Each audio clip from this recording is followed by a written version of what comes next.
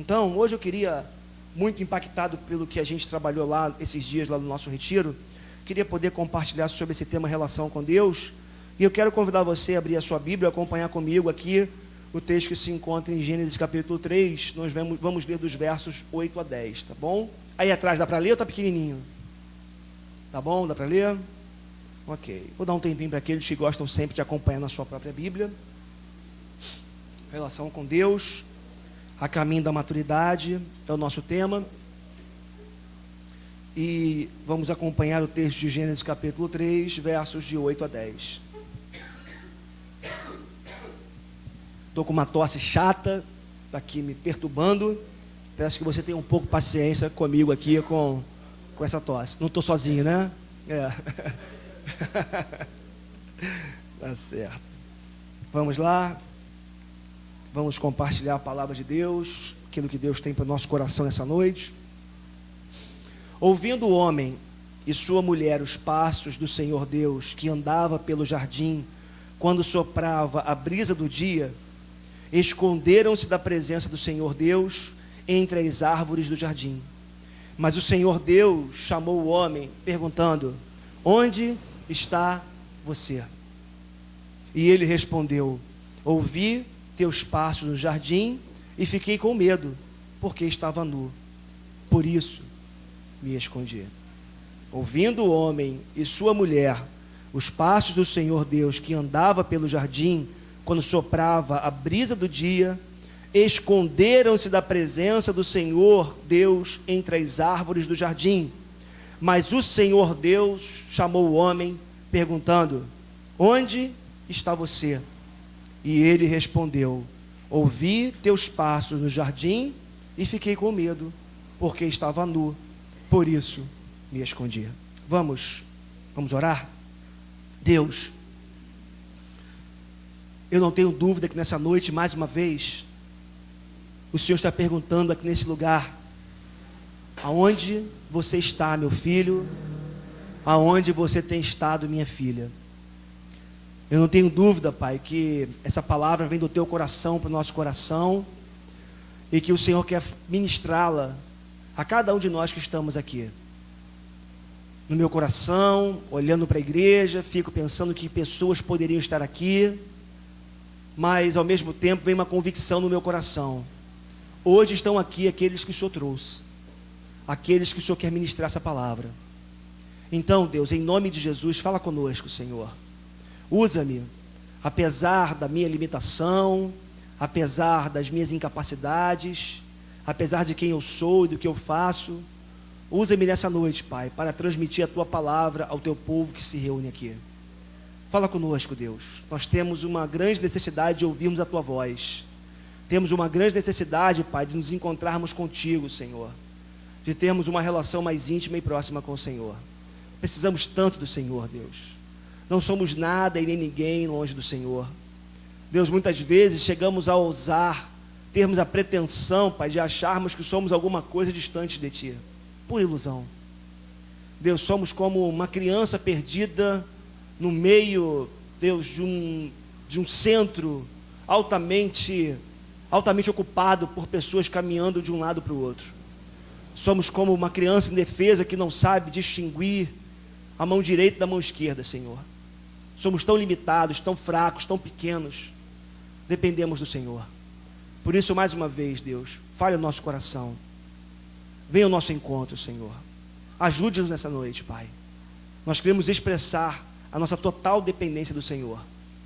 Por favor, Deus, ministra no nosso coração. Esse é o nosso clamor. Esse é o nosso desejo. Essa é a nossa oração. No nome de Jesus. Amém. Amém. Louvado seja o nome do Senhor. Queridos, para nós começarmos a falar aqui a respeito de relacionamento com Deus, ou relação com Deus, não temos como falarmos ou começarmos a falar desse tema sem levar em consideração o próprio Deus, a natureza do próprio Deus. Porque se estamos falando de relação com Deus, estamos falando de nós quando entramos numa relação pessoal com Deus, que é Criador dos céus e da terra. Então, para falar da relação com Deus, nós precisamos, antes de qualquer coisa, olharmos para Deus e começarmos a entender um pouquinho do ser de Deus.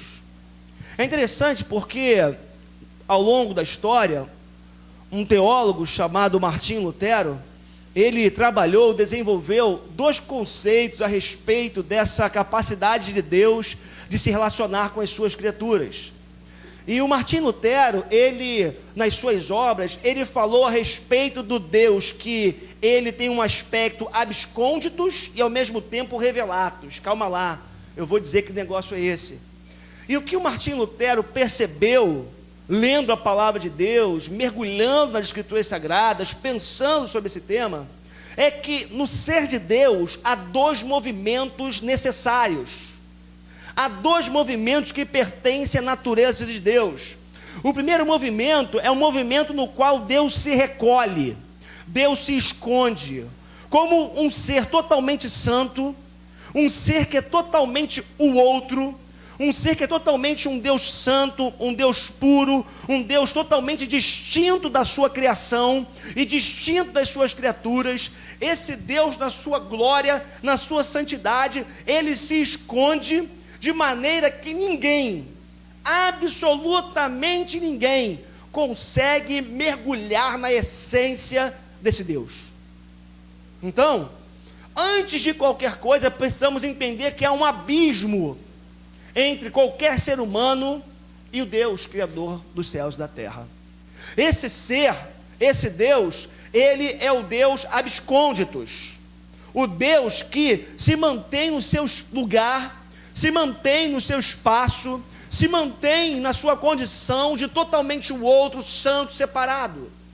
Mas uma coisa que o Martinho Lutero também entendeu, é que se por um lado Deus se mantém separado, se mantém como sendo totalmente o outro, esse Deus, ele, por um ato de amor, um ato de graça, ele, em momentos determinados por ele, na sua soberania, ele se dá a conhecer.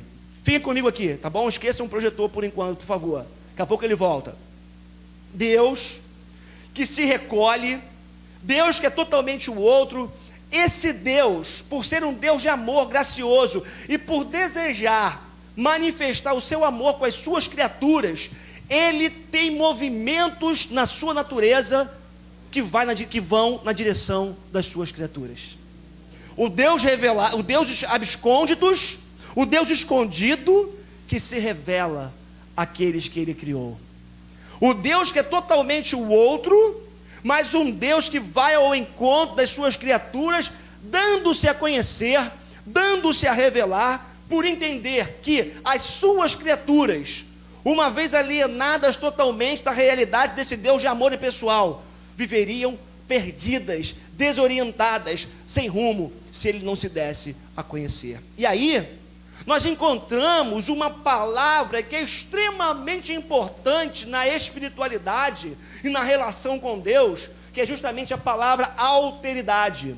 Essa palavra alteridade significa abertura para o outro. Significa essa capacidade de Deus de, mesmo não precisando se relacionar, esse Deus, ele vai ao encontro, ele se abre para novos relacionamentos. É interessante isso porque teólogos ao longo da história entenderam que Deus sempre existiu, como a própria palavra diz, um Deus pessoal, um Deus único, mas que se subdivide em pessoas distintas, formando a Trindade. E é interessante porque alguém, me falha aqui o teólogo, o nome dele agora, um teólogo católico, interessante, Leonardo Boff, como é que eu ia esquecer? Ele fala o seguinte, que Deus sempre existiu numa comunidade perfeita, ou seja, Pai, Filho e Espírito Santo vivendo eternamente em comunhão, sem precisar, sem necessitar que nenhum outro elemento ou qualquer outra pessoa entrasse nessa relação. Eles se planificavam, eles se completavam. A Trindade, uma comunidade perfeita, simplesmente vivendo em harmonia, em comunhão, em troca de amor eterno. Mas aí, por ser um Deus totalmente generoso e gracioso, mesmo sem precisar, Deus resolve criar pessoas, resolve criar a mim e a você, para manifestar esse amor. Que coisa maravilhosa, né? A Trindade vivendo por toda a eternidade junta, numa harmonia perfeita, mas Deus, na sua perfeição, um dia a Trindade reunida na história ou fora da história, resolve simplesmente criar homens, mulheres, para que esse amor pudesse alcançar essas pessoas também. Então, Deus cria o homem para se relacionar com ele. Deus cria pessoas para poder se relacionar com elas. Só que tem um detalhe. Nós conhecemos o texto de Gênesis. Tá ligando não, Igor? Tira desse, bota direto no ali, tá? Não passa para essa extensão, o problema é essa extensão, eu acho. Então, voltando aqui, Deus criou o homem para se relacionar com ele. Só que nós conhecemos o livro de Gênesis, e nós já vimos várias vezes, sobretudo em Gênesis capítulo 3, que houve uma ruptura na história. Deus criou o homem para se relacionar com ele. Todavia, entretanto, no capítulo 3 de Gênesis, nós vemos que o homem optou pela carreira solo. O homem optou por viver independente de Deus. Houve uma ruptura relacional. Deus cria o homem para manifestar o seu amor, para manifestar a sua graça, para manifestar a sua bondade. Mas o homem olha para Deus e fala: Deus, legal, você me criou, você é bom, mas daqui para frente eu sigo carreira solo. É interessante, porque nessa ruptura, nós encontramos no texto que nós lemos nessa noite, quando o autor sagrado fala assim: esconderam-se da presença do Senhor Deus entre as árvores do jardim, mas o Senhor chamou o homem, perguntando: onde está você?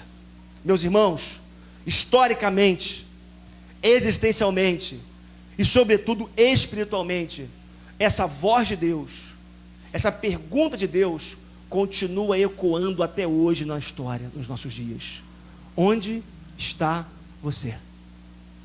A história humana, ela é marcada sobretudo por um relacionamento unilateral, onde Deus insiste em vir ao encontro da sua criatura, ao encontro dos seus filhos.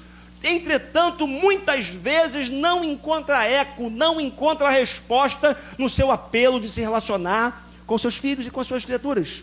Então, o que me chama a atenção é que essa voz, essa pergunta, ainda hoje continua ecoando. Não tenha dúvida, hoje, dia 23 de outubro, estou certo? 23 de outubro? Ok. O que acontece é que hoje, muitas pessoas estão nas igrejas nesse momento. As igrejas estão cheias de gente. Entretanto, o que nós sabemos também é que, por outro lado, quantas pessoas ao redor do mundo, Deus insiste em perguntar: onde está você? E muitos não se voltam para Deus para se relacionar com Ele. E aí, nós encontramos na palavra de Deus alguns relatos que provam essa iniciativa de Deus, a intenção de Deus de se relacionar com as suas criaturas, de ter um relacionamento íntimo, franco, aberto, profundo com elas, mas a insistente recusa das pessoas, de um modo geral, em se relacionarem com Deus. Se não, olha comigo o que diz Mateus 23, 37, apontei para cá, mas não tem a projeção, né? Jerusalém, Jerusalém, Jesus falando: você que mata os profetas e apedreja os que lhes são enviados, quantas vezes eu quis reunir os seus filhos, como a galinha reúne os pintinhos debaixo das suas asas, mas vocês não quiseram. Jesus falando a respeito de Israel, na sua insistência, ou na sua insistente recusa em receber o cuidado de Deus. Quantas vezes, Israel, ó Jerusalém, eu quis reunir vocês, assim como uma galinha reúne os seus pintinhos debaixo das suas asas, mas vocês não quiseram. E aí, meus irmãos, nós vemos claramente no texto bíblico que essa tendência humana de voltar as costas para Deus, de não aceitar o convite de Deus para um relacionamento. Ou então, Sofonias capítulo 1, verso 6, que fala assim: aqueles que se desviam de seguir o Senhor, não o buscam e nem o consultam. Deus, nos seus momentos eternos e gloriosos de abertura, o Deus revelatus, que se dá a conhecer, que se dá a revelar, que se revelou sobretudo na sua palavra, e sobretudo na pessoa do seu Filho, Jesus, se põe na posição de alguém que nós podemos consultar, de alguém que nós podemos buscar respostas. E aí o profeta sagrado vai dizer: aqueles que se desviam de seguir o Senhor, não o buscam e nem o consultam. Irmãos, quantas vezes Deus quer se revelar para nós, Deus quer falar ao nosso coração, Deus quer dar uma direção para a nossa vida, quer trazer um rumo para a nossa existência, e nós não consultamos o Senhor. Vamos por aquilo que nós entendemos como sendo verdades absolutas, seguimos a força do nosso braço, mas não nos rendemos ao conselho de Deus. Ou ainda, o Salmo 116, verso 12, que fala assim: como posso retribuir ao Senhor toda a sua bondade para comigo? É o salmista sabendo que por mais que Deus se revele, por mais que Deus abençoe, por mais que Deus venha ao encontro do homem, sempre vai haver um abismo, sempre vai haver um déficit do homem com relação a Deus, no que diz respeito a esse relacionamento com o Criador. O que eu estou querendo dizer, meu irmão e minha irmã, para mim e para você nessa noite, é que Deus, o tempo todo se revela tentando o relacionamento, como vou ver daqui a pouco com vocês, bilateral, com retorno, com respostas. Mas muitas vezes, ou melhor, sempre ou nunca, nós vamos conseguir responder à altura do que Deus faz por mim e por você.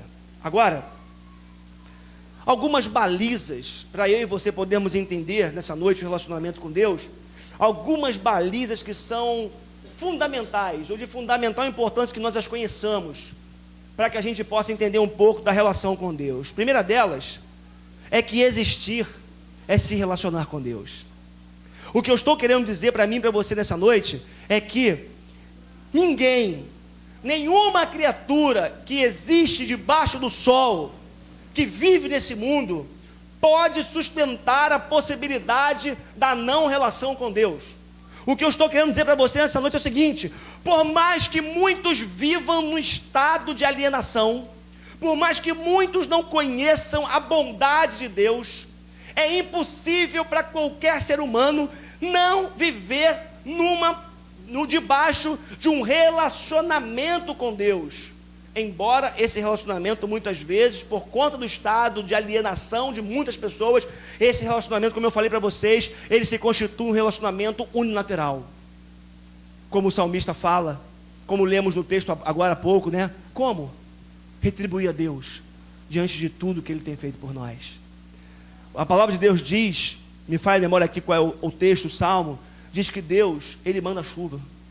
Ele manda chuva para o ímpio e manda chuva para o crente. Ele dá bênçãos para aquele que não teme ao Senhor e dá bênçãos para aquele que ama Deus. O que eu quero que fique claro para mim e para você nessa noite é que existir é se relacionar. Por mais que uma das partes não entenda isso, e quando eu falo uma das partes, me refiro ao homem que não conhece a Deus, o tempo todo Deus dá provas do seu amor, da sua graça, da sua bondade, e o tempo todo Deus vem ao encontro das suas criaturas. Que é um momento maravilhoso no qual Deus se revela com todas as criaturas indistintamente. É o momento do nascimento de uma criança. Momento onde uma mãe, mesmo alienada de Deus, que não conhece o Criador, que não conhece Jesus, essa mulher, ela pega o seu filho no colo e ali, em lágrimas, ela beija aquela criança, ela pega no colo e começa a manifestar o seu amor, o contato físico com aquela criança. Naquele momento, à luz da Escritura Sagrada, à luz da Palavra de Deus, já há um relacionamento, porque o Criador está trazendo uma vida nova, manifestando a sua bondade, manifestando a sua graça, manifestando o seu poder, manifestando a sua bondade. É Deus vindo ao encontro da criatura.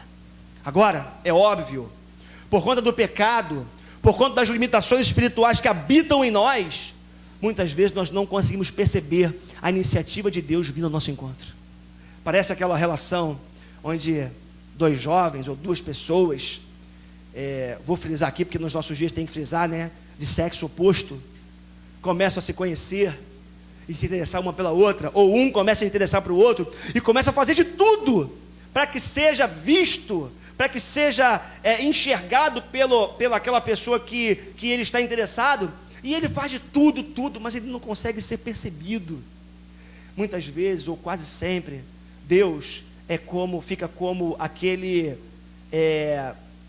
pretenso, não, mas possível namorado, aquele que vem com uma proposta de encontro com alguém, que faz de tudo para chamar atenção, faz de tudo para ser visto, mas o outro que somos nós, muitas vezes não percebemos essa intenção e essa vinda de Deus ao nosso encontro. Mas não importa, Deus não é orgulhoso, Deus não é daqueles que falam, eu quis me relacionar com eles não querem também, então que se dane, fiquem para lá. Deus não faz isso. Talvez eu haja assim, talvez você haja assim, mas Deus não faz isso o tempo todo. Deus não desiste de se relacionar com seus filhos. Avançando um pouco mais, uma outra baliza que eu entendo aqui para relacionamento com Deus, é que Deus está em busca de relacionamentos bilaterais. Se por um lado, como eu já falei para vocês, grande parte das pessoas não respondem positivamente ao relacionamento com Deus, Deus continua buscando fisgar o nosso coração. Sabe para quê? Para que esse relacionamento deixe de ser um relacionamento unilateral, onde apenas alguém toma a iniciativa, e se transforme num relacionamento bilateral, onde a resposta aconteça, onde a reação aconteça, onde nós possamos ir ao encontro de Deus também. Mais ainda, uma outra baliza para esse relacionamento, é que conquanto importante, a oração não é o único meio de nos relacionarmos com Deus. Irmãos, eu sei que muitos de nós temos muita dificuldade com isso, mas sabe uma coisa que eu aprendi, sobretudo com o John Piper, lendo um livro, um texto pequeno dele chamado Bebendo Suco de Laranja para a Glória de Deus? Você pode buscar na internet depois lá, do John Piper, Bebendo Suco de Laranja para a Glória de Deus. Bota no professor Google que ele vai ensinar para você, tá? E aí o que acontece é que o Piper fala o seguinte: é possível você beber, ele gosta do suco de laranja, pegar um copo de suco de laranja e beber aquilo como um momento de culto ao seu Deus. Para aqueles que gostam de café como eu, né, numa tarde gostosa aqui na cidade do Rio de Janeiro, sentar de tarde e tomar uma boa xícara de café, é você sentir o prazer, o paladar do café, e você conscientemente atribuir isso ao seu Criador.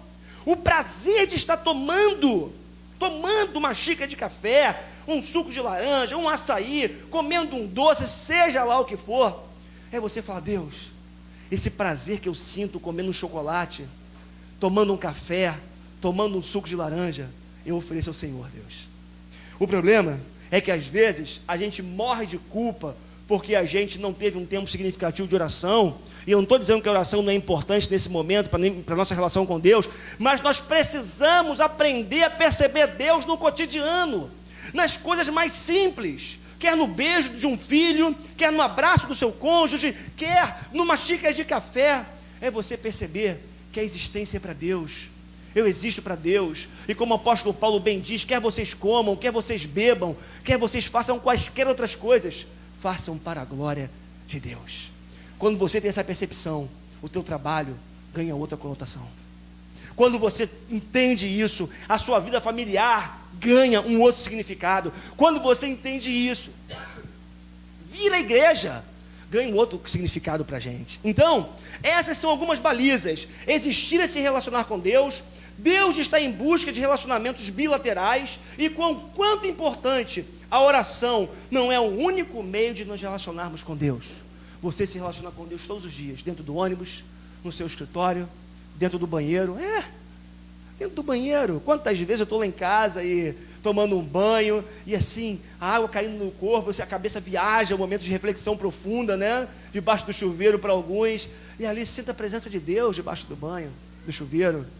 É um momento de adoração também, pode ser, porque Deus está em todos os lugares, o tempo todo, nos chamando para relacionamentos bilaterais, relacionamentos profundos e plenos.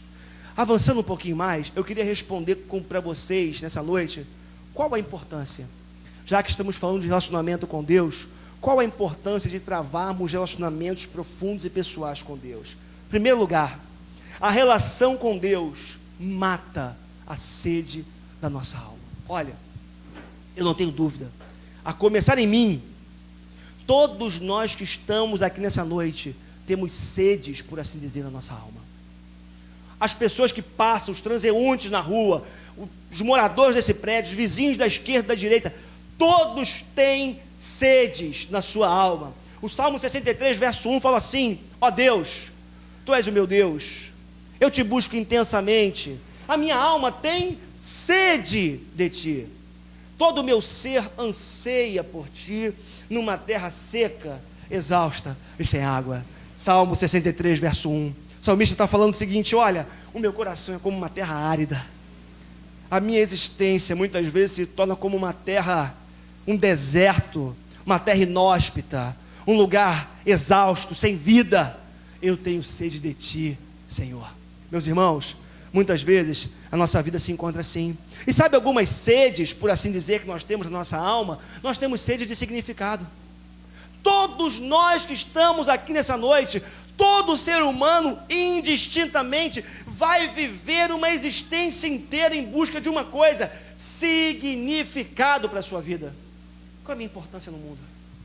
Para que eu sirvo? Para que eu estou aqui? Todos nós vivemos um pouco dessa crise, buscamos ser aceitos, buscamos ser integrados, buscamos de alguma forma valer a pena para outras pessoas. É assim que acontece na minha vida, na sua vida. Mas também nós temos sede de sermos amados. Ah, como é bom ser amado, não é verdade? Como é bom receber afeto dos pais, como é bom receber amor dos filhos, como é bom você não se sentir rejeitado. Ontem eu e a Cris nos sentimos rejeitados, né? Eu acho que pela primeira vez, pela Júlia. A gente, aquela que está ali, minha irmã, sabe, fica roubando a minha filha, né? Brincadeira. A Júlia, chegamos a buscar a Júlia ontem à noite, não, quero ir embora, quero ficar com a titia. Mas minha filha, vamos para casa, vamos ficar juntos, vamos brincar. Eu já disse, eu quero ficar com a titia. E nós insistimos, aí ela falou: vocês estão me irritando. Aí, né? Aí a gente fechou a porta, aí parei com a Cris assim, de frente pro outro, com a Maria Clara no colo. Pô, tá faltando esse negócio, tá incompleto esse negócio, né? Aí a última tentativa, eu já disse que eu não vou ficar aqui com a titia hoje. Falei: tudo bem, então fico com a titia. Fomos embora. Interessante, a gente está tão acostumado, né, com uma formatação em casa, e aí perdas são muito difíceis por isso. Hoje só a Maria Clara almoçou com a gente, porque a Júlia voltou para a casa da titia, que tinha uma programação lá de tarde, né? Aí a Cris foi botar o almoço da Maria Clara, daqui a pouco ela botou 2 pratos, o prato da Júlia e o prato da Maria Clara. E eu botei o prato da Júlia também, não é para botar. Mas nós temos sede de sermos amados. E quando nós somos, nos sentimos frustrados, arrebentados, achamos que não temos valor, achamos que não valemos, a nossa existência não vale a pena. Todos nós, indistintamente, precisamos ser amados. E nós buscamos isso. Casamos para ser amados. Temos filhos buscando isso também. Temos sede de justiça. Vivemos num mundo de tanta injustiça, de tanta corrupção, tanta maldade. Nós temos sede de justiça. Temos sede de que a justiça nos alcance em meio a tantas injustiças que sofremos. Muitas vezes nosso coração se torna como um solo árido por conta das injustiças que nos sobrevêm. Somos injustiçados no trabalho, somos injustiçados muitas vezes dentro da nossa própria casa, somos injustiçados na igreja muitas vezes.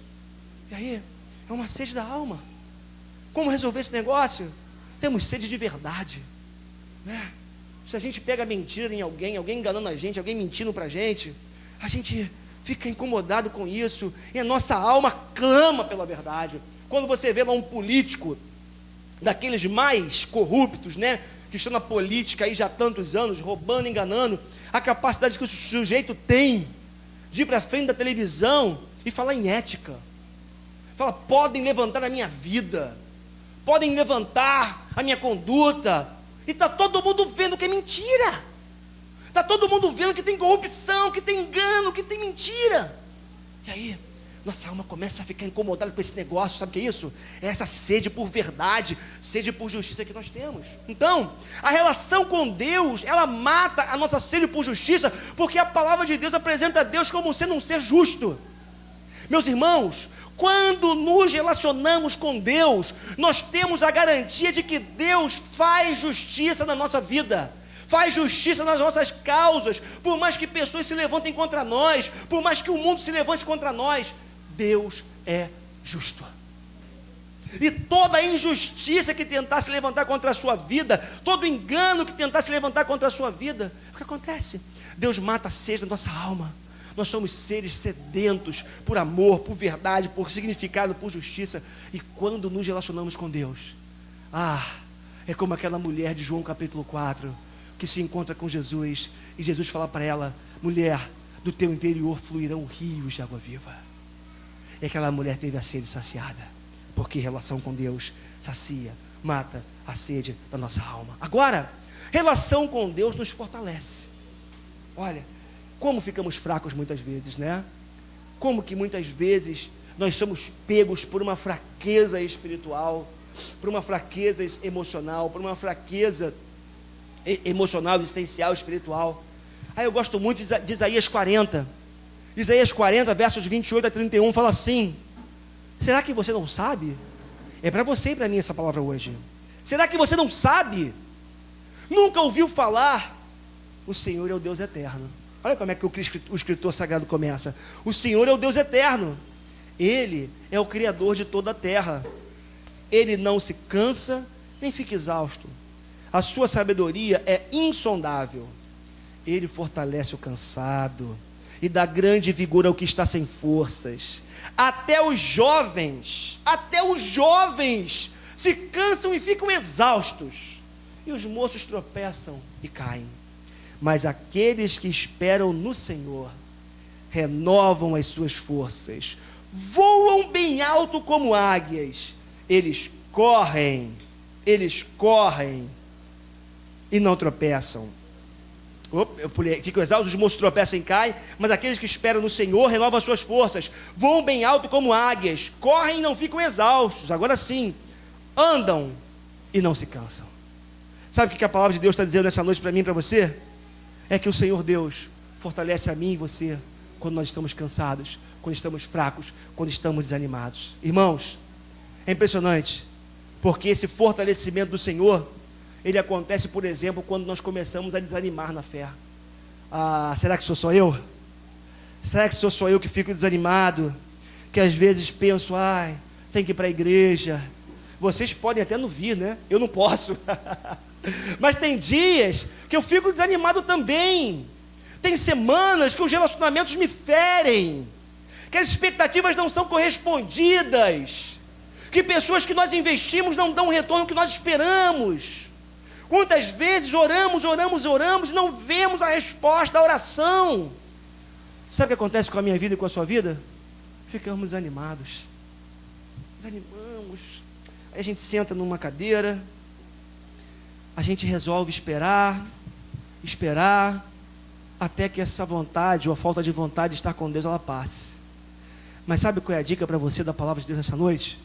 O teu Deus quer te fortalecer.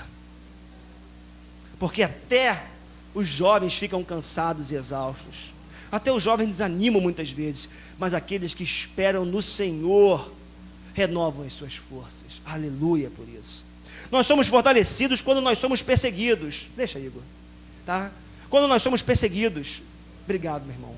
Quando nós somos perseguidos, quantas vezes perseguição dentro de casa? Quantas vezes perseguição no trabalho? Quantas vezes assédio moral no local do trabalho que a gente está ali, dentro de casa, pessoas que convivem com a gente. Sobretudo quando você se levanta como um cristão, quando você manifesta a sua fé, se posiciona.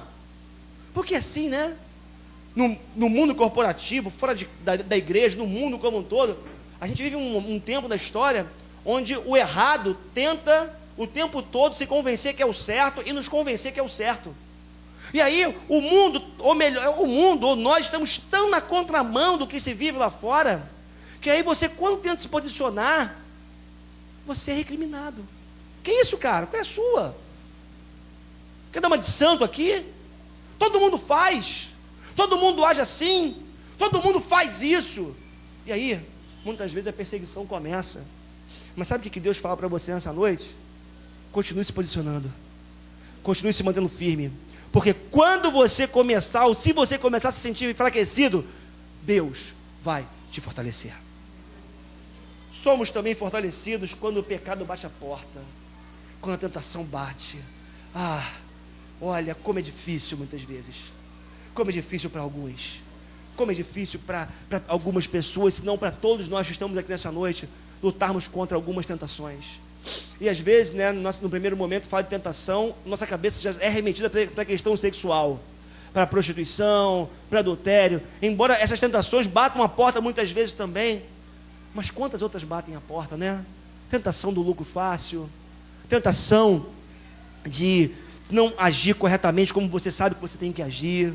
Quantas vezes, irmãos, nós ficamos diante de uma situação, de uma tentação, e você acha que você não vai aguentar, sua perna começou a tremer, você acha que você vai, e Deus te segura e te fortalece. Não, você não vai cair, porque eu te seguro pela mão, eu sustento você.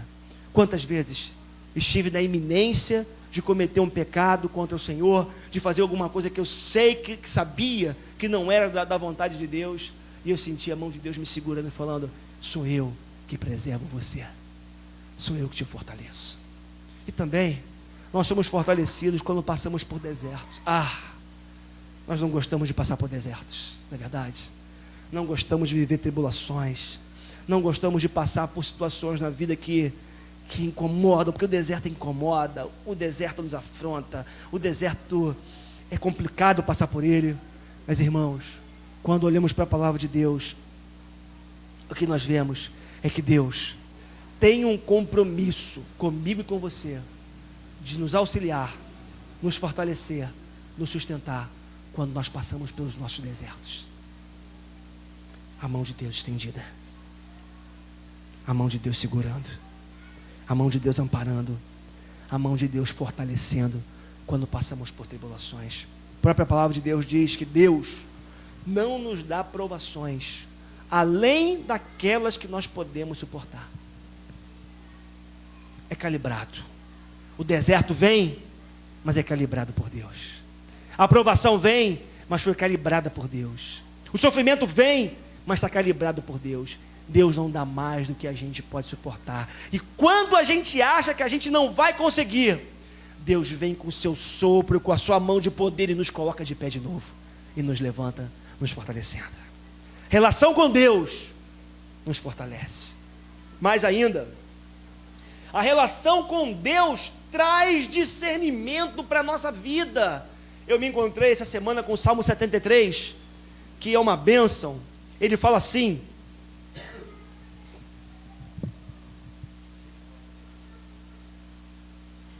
o Salmo 73, ele vai dizer o seguinte: certamente Deus é bom para Israel, para os puros de coração. Quanto a mim, os meus pés quase tropeçaram, por pouco não escorreguei, pois tive inveja dos arrogantes quando vi a prosperidade desses ímpios. Eles não passam por sofrimento e têm o corpo saudável e forte. Estão livres dos fardos de todos, não são atingidos por doenças como os outros homens. Quando tentei entender tudo isso, achei muito difícil para mim. Preste atenção. Até que entrei no santuário de Deus. A impressão que eu tenho nesse texto, ajeita lá, agora ajeita aí, por favor. A impressão que eu tenho nesse texto é que o salmista, ele veio: os ímpios prosperam, não ficam doentes, são fortes, são saudáveis, aquilo tudo, não passam por problemas. Aí ele fala assim: a impressão que eu tenho é que deu uma parada. Depois de ele falar tanto, ele parou e disse assim: até que entrei no santuário de Deus. Irmãos, até que entrei no santuário de Deus, e então compreendi o destino dos ímpios. Sabe o que me chama a atenção aqui? O salmista vivia uma crise. Quantas vezes passamos por crise, não é verdade? E aí, ele não conseguia olhar para Deus, ele só conseguia olhar para as circunstâncias, só conseguia olhar para aqueles que prosperavam, só conseguiam olhar para aqueles que seguiam caminhos ímpios. No momento em que o salmista foi para a presença de Deus, todo mundo comigo aqui, tá bom? No momento que o salmista foi para a presença de Deus, No momento que o salmista se encontrou no santuário de Deus, ele para e chega a conclusões que até então ele não estava conseguindo chegar. O que me chama a atenção nesse texto é que, tá bom, Igor, tá bom, deixa, senão não vai dar certo, você vai ficar, tá todo mundo olhando para você, deixa rolar, tá? Obrigado, tá? Não deu certo, não tem problema. Até que ele para, até que eu entrei no santuário de Deus. A impressão que me dá esse texto é que o salmista permaneceu na sua crise por muito tempo, por longos anos, quem sabe. Sabe por quê? Porque ele não tinha entendido a importância de viver no santuário de Deus. Quando ele vai para a presença de Deus, quando ele vai para o relacionamento com Deus, o que acontece é que essa relação com Deus produziu discernimento na mente e no coração do salmista. Que coisa maravilhosa! Ele recebeu a revelação de Deus. Irmãos, quando a gente se relaciona com Deus, alguns discernimentos começam a bater fortes dentro da gente. Por exemplo, entendemos que a ansiedade não leva a lugar algum. Você vive ansioso por tanto tempo, por tantas situações, por tantas circunstâncias, até você entrar no santuário de Deus. Quando você entra no santuário de Deus, que é uma vida de relacionamento pessoal, íntimo com o Senhor, o que acontece é que Deus para e fala para você: meu filho, não adianta você ficar ansioso. A sua ansiedade não vai levar você para lugar algum. Mas você acha que eu tenho a pretensão de fazer com que essa verdade entre pelas minhas palavras na sua vida hoje? O que vai fazer você transformar essa verdade em algo absoluto na sua vida é entrar no santuário de Deus, viver conectado com Deus, viver na presença de Deus. E aí, algo que o pastor, quem sabe, fala há tantos anos, vai se materializar na sua vida e a sua ansiedade vai embora. Eu sei, eu falo isso há tanto tempo, eu falo isso para mim há tanto tempo, mas e daí para conseguir introjetar esse negócio e transformar numa verdade absoluta? O santuário de Deus é o lugar do discernimento. Mais ainda, nós entendemos que as maiores bênçãos de Deus não são as materiais, mas são as bênçãos espirituais. Quanto tempo da vida correndo atrás de dinheiro, de melhor posição, de tanta coisa, com quanto essas coisas sejam importantes na vida. Tem pessoas que vivem a vida, buscando mais. E Deus está falando, ou quer falar, ou quer que nós entendamos que as maiores bênçãos são as espirituais. Paulo fala assim aos Efésios na sua carta, eu acho que no capítulo 1, porque somos abençoados com toda a sorte de bênçãos espirituais nas regiões celestiais em Cristo Jesus.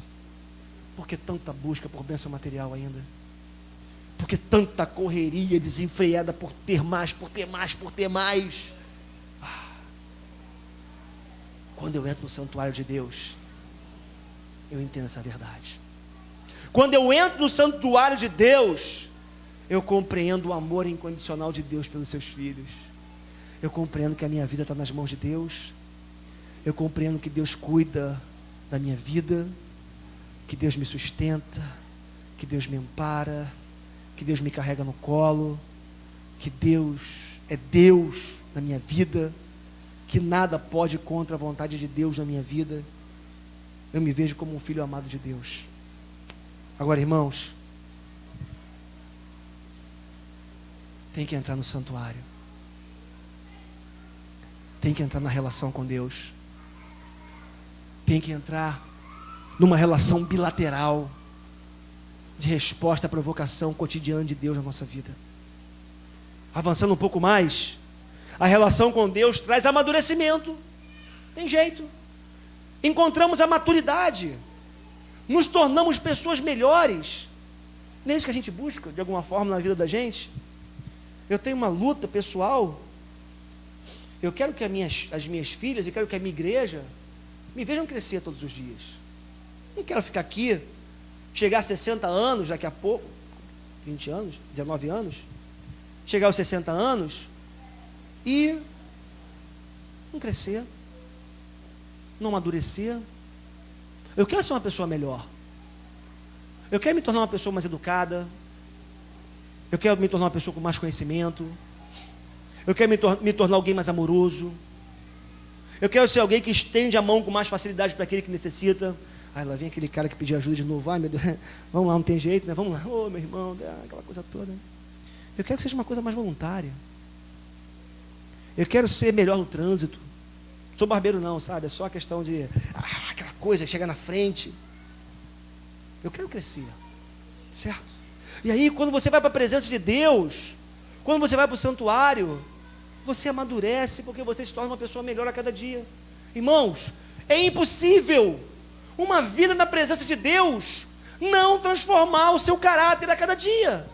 Tem gente que chega na igreja com um problema de caráter, mentiroso, enganador, passam 10 anos, o jeito não muda, não cresce, não sai do lugar. Eu não quero isso para a minha vida. Eu quero crescer. E eu sei que o lugar de crescimento para eu melhorar é a presença de Deus. Passamos a ter uma visão mais ampla da vida. Nossa visão às vezes é tão focada, né? Nós somos hiperfocados num problema, nós somos hiperfocados numa pessoa, nós somos hiperfocados numa única possibilidade, nós somos hiperfocados numa única situação. E Deus está querendo dar uma visão ampla para a gente. Deus está querendo que a gente tenha uma visão privilegiada de águia. Porque a águia, por mais que ela tenha aquela capacidade de ter uma visão acurada, no sentido de focar a sua presa lá embaixo, ela tem uma visão privilegiada do alto.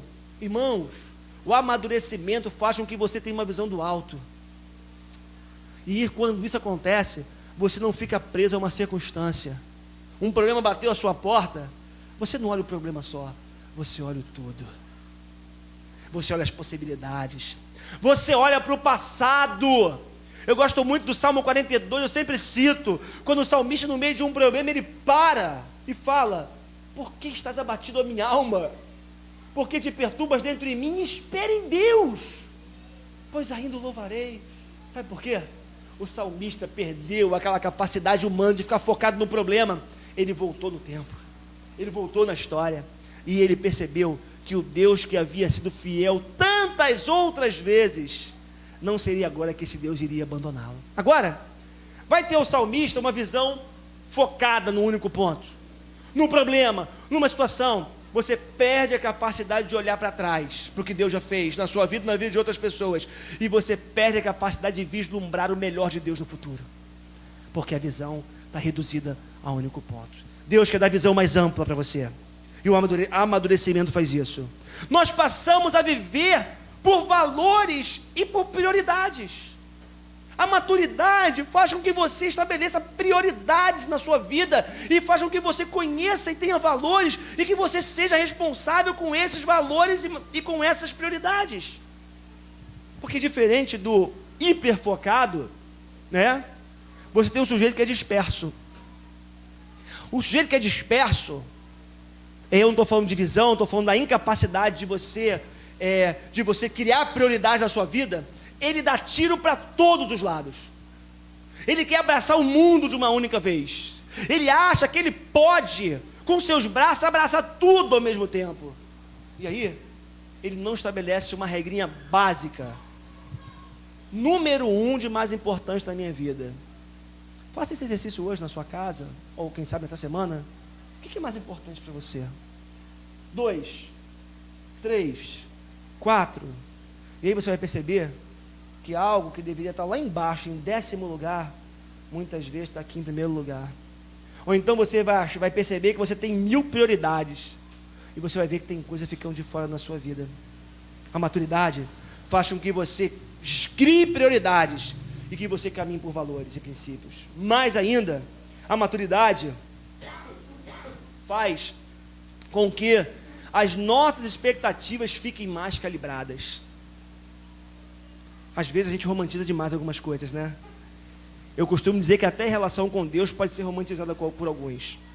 Tem pessoas, e é muito comum no princípio da conversão, por conta do amor, primeiro amor, e é legal.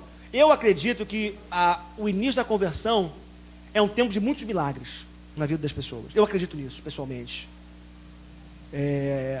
Porque é o tempo que a pessoa precisa receber coisas de Deus, precisa de milagres para poder crer, para dar os primeiros passos na fé.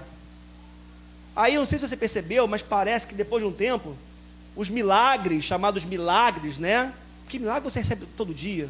Acordar de manhã, ir para o seu trabalho, voltar para casa, milagres 1000 todos os dias. Mas aqueles milagres estereotipados, né? Que são mais Spielbergianos, por assim dizer, aquela coisa toda, né? Aí você percebe que esse negócio vai ficando mais espaçado na sua vida. Mais espaçado. Porque Deus é sábio. E Deus sabe que você precisa caminhar na maturidade, não por aquilo que você recebe, mas sobretudo por aquilo que Deus é.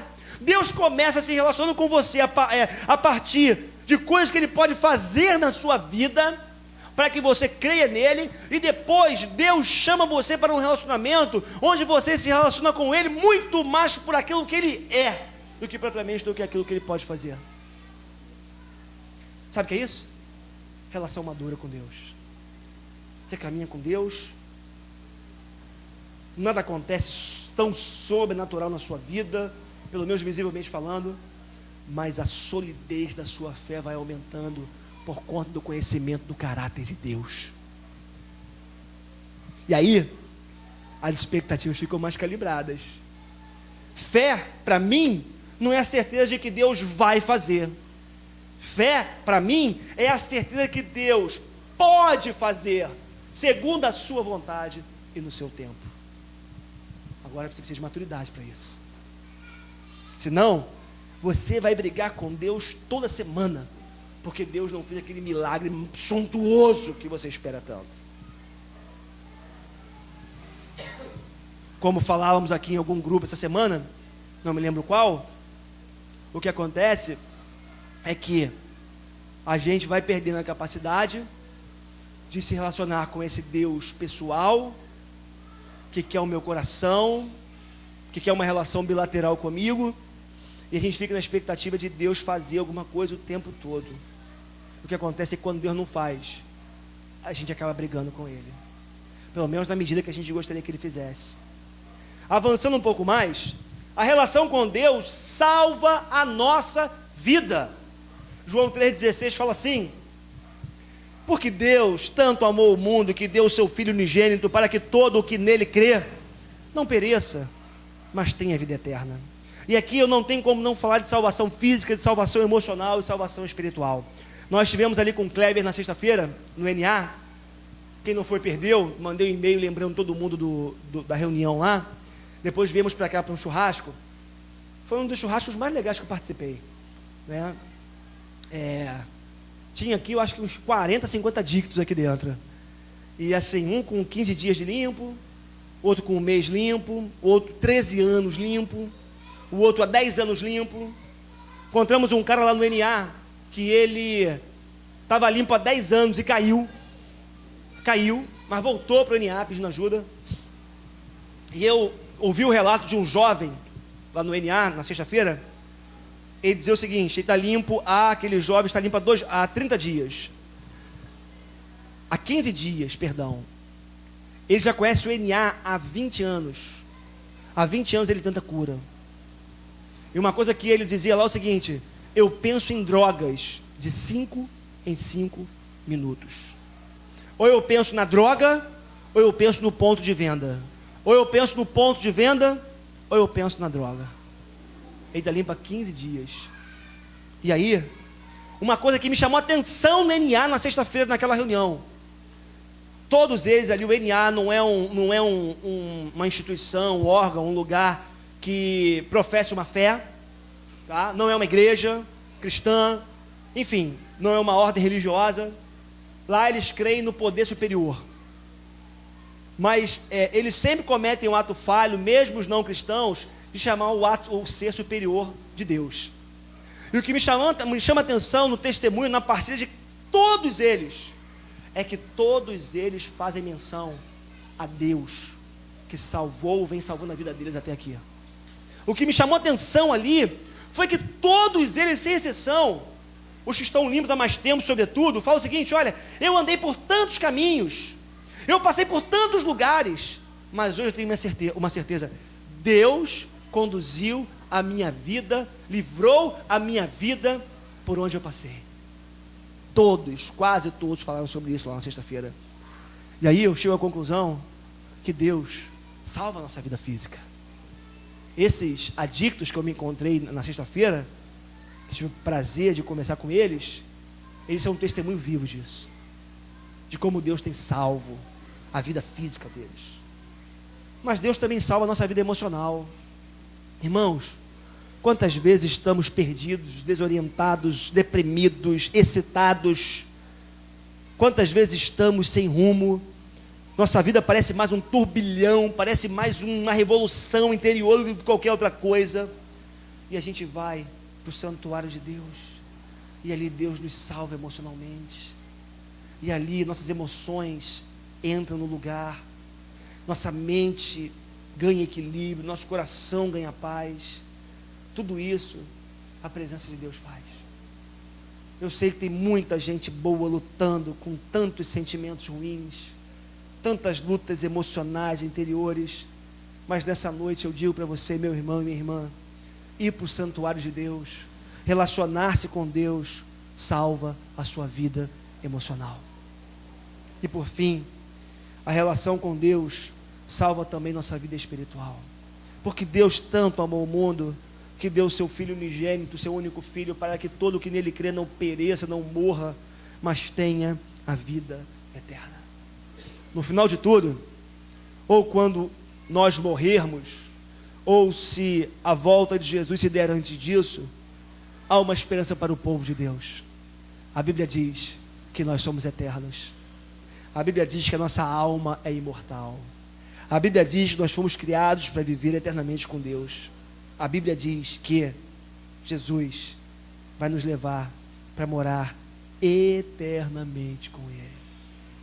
E aí, toda dor vai passar, toda angústia vai passar, todo medo vai passar, toda ansiedade vai passar, toda dor, todo sofrimento, tudo que perturba você, quem sabe há tantos anos, há tanto tempo, vai passar.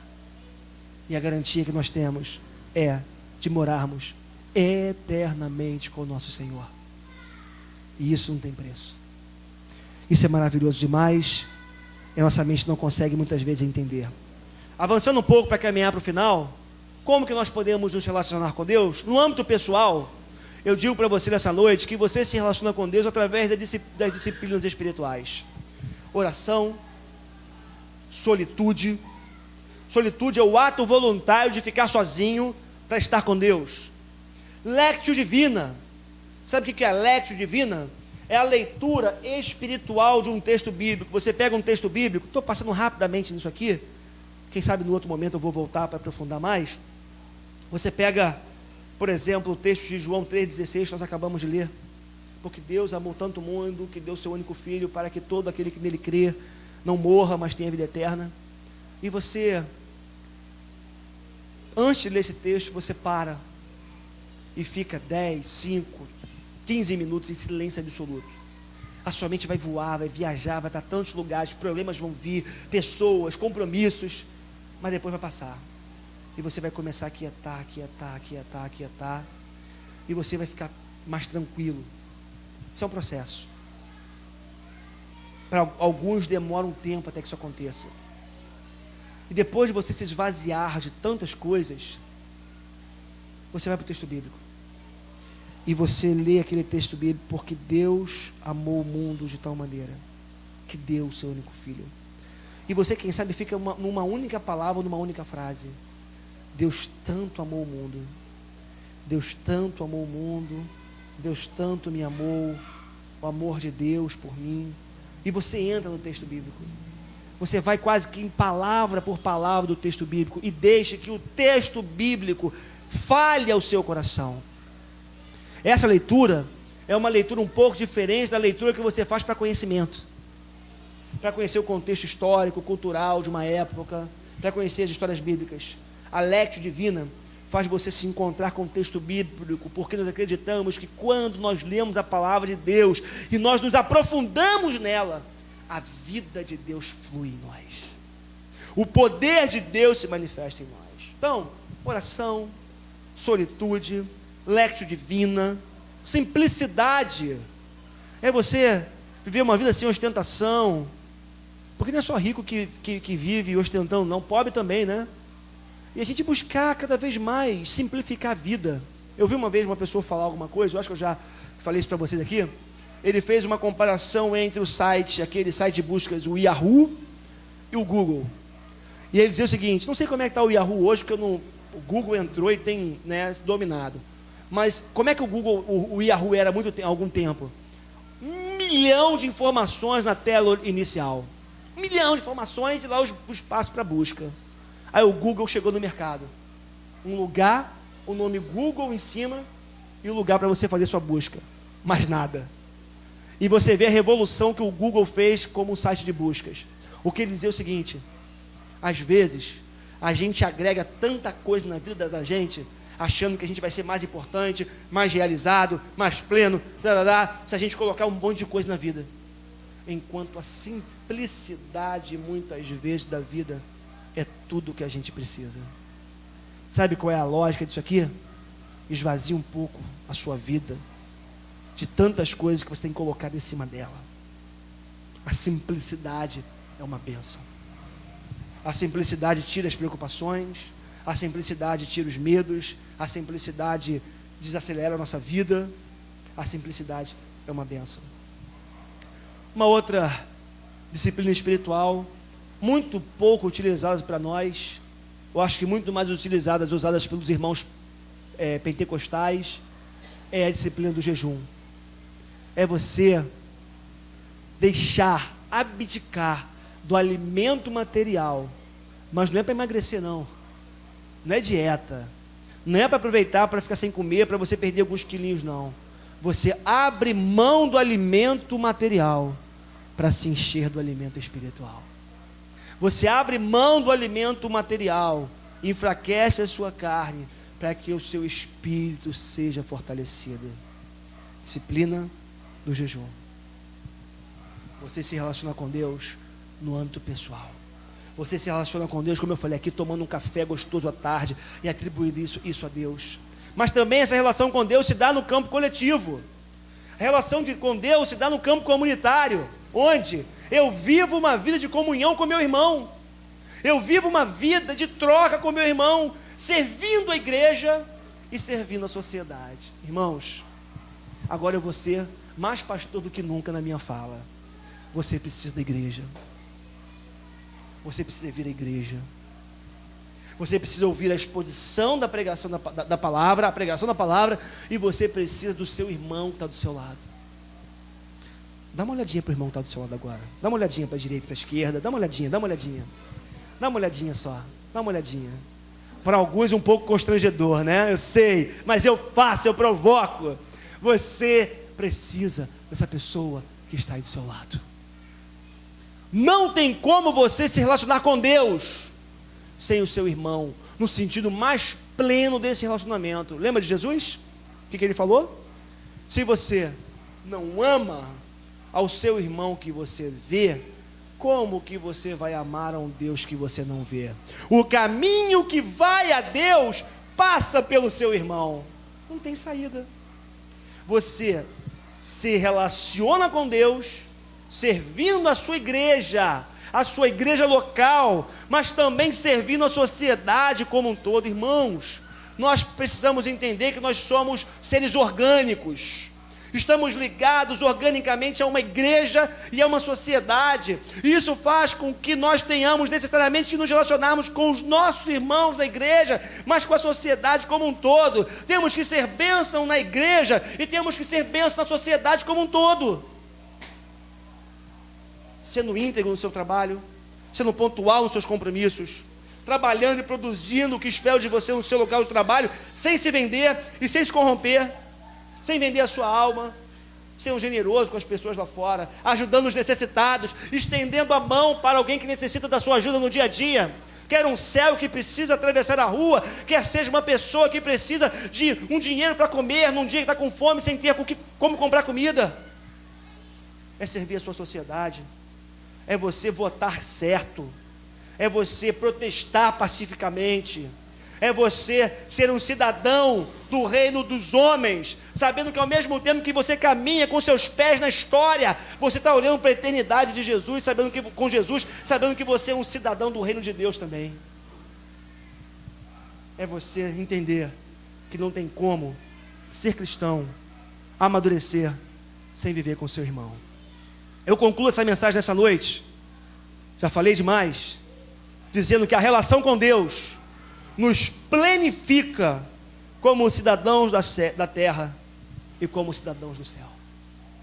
Eu sou um cidadão brasileiro, carioca da gema, nasci no Rio de Janeiro, morei no Jardim América até os 6 anos, vim para Jacarepaguá com 6 anos de idade e moro por aqui até hoje, estou com 41, sou um cidadão brasileiro, mas eu sei, e sei dos meus compromissos aqui, como pai, como pastor, como amigo, como cidadão. Eu sei que eu tenho que estar conectado com a sociedade lá fora. Eu sei que eu sou parte disso tudo que acontece aqui. Mas eu sei também que, em última análise, eu sou um cidadão dos céus. Eu sei que, em última análise, eu sou um cidadão dos céus, um discípulo de Jesus, que fui chamado para crescer, para amadurecer, como homem, como cidadão, mas sobretudo como discípulo de Jesus. Queridos, nós temos algumas escolhas. As crianças estão fazendo muito barulho. Nós temos algumas escolhas e podemos fazê-las na nossa vida. Mas nessa noite, Deus está chamando você, chamando a mim, para uma relação plena com esse Deus, para uma relação íntima com esse Deus, para uma relação bilateral com esse Deus. Hoje, a voz de Deus, tantos e tantos anos depois, milhares e milhares de anos depois, mais uma vez está ecoando aqui nesse lugar. André, João, Eduardo, Maria, Margarete, Alexandre, onde está você? Onde está você? Não se esconda mais de Deus. Não se esconda mais de Deus. Você só vai ser pleno. Você só vai encontrar maturidade. Você só vai ter paz e alegria que você tanto precisa, segurança que você tanto precisa, discernimento que você tanto precisa, dentro de uma relação pessoal e íntima com seu Deus. Vamos ficar de pé.